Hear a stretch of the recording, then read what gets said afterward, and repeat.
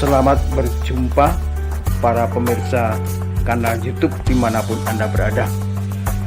Selamat menyaksikan dan silahkan Anda memberi komentar. Juga silahkan menekan tombol like dan menekan tombol subscribe. Silahkan menyaksikan.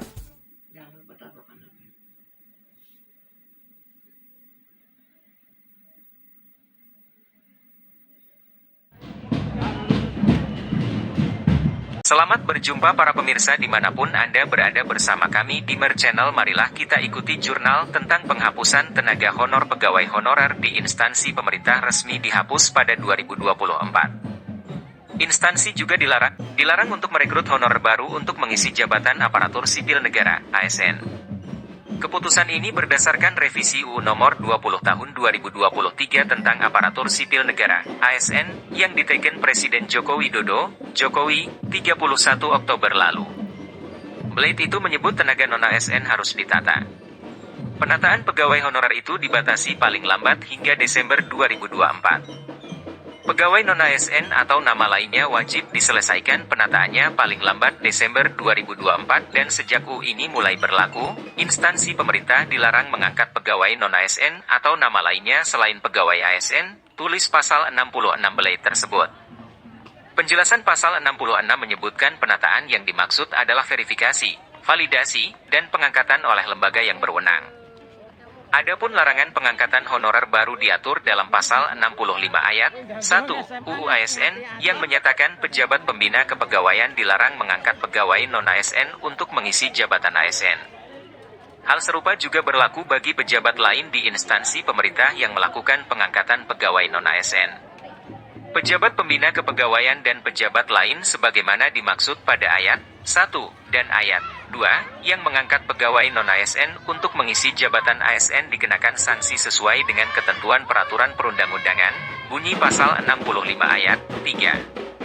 Sebelumnya, Menteri Pendayagunaan Aparatur Negara dan Reformasi Birokrasi Abdullah Azwar Anas sempat menyatakan rencana menghapus 2,3 juta tenaga honorer pada November 2023. Namun, rencana ini dibatalkan. Meski dibatalkan, Anas mengatakan pemerintah tetap tidak diperbolehkan merekrut tenaga honorer baru. Dalam praktek empirisnya tenaga honor pemerintah sulit sekali untuk dihapus terutama untuk tenaga kerja non-teknis dan tenaga guru.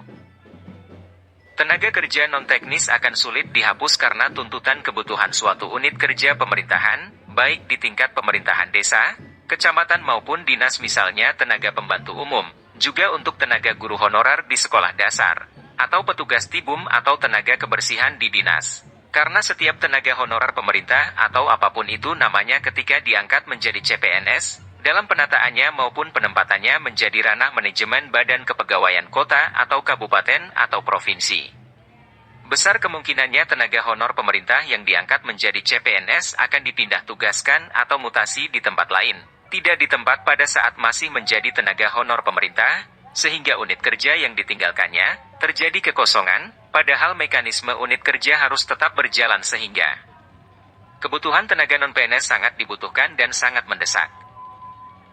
Kebijakan pemerintah penghapusan tenaga honorer pemerintah itu sudah terjadi sejak zaman Orde Baru, ketika honorer dihapus yang terjadi muncul tenaga kerja non-pemerintah dengan nama baru misalnya tenaga harian lepas disingkat THL. Seiring berjalannya waktu THL juga dihapus tetapi apakah tenaga kerja non-PNS akan hilang? Enggak juga, THL hilang muncul nama baru lagi namanya tenaga proyek yang bekerja di instansi pemerintah, tenaga proyek pun akhirnya dihapus, tapi muncul lagi tenaga kerja dengan perjanjian kontrak. Faktanya nama baru untuk tenaga kerja non-PNS selalu muncul.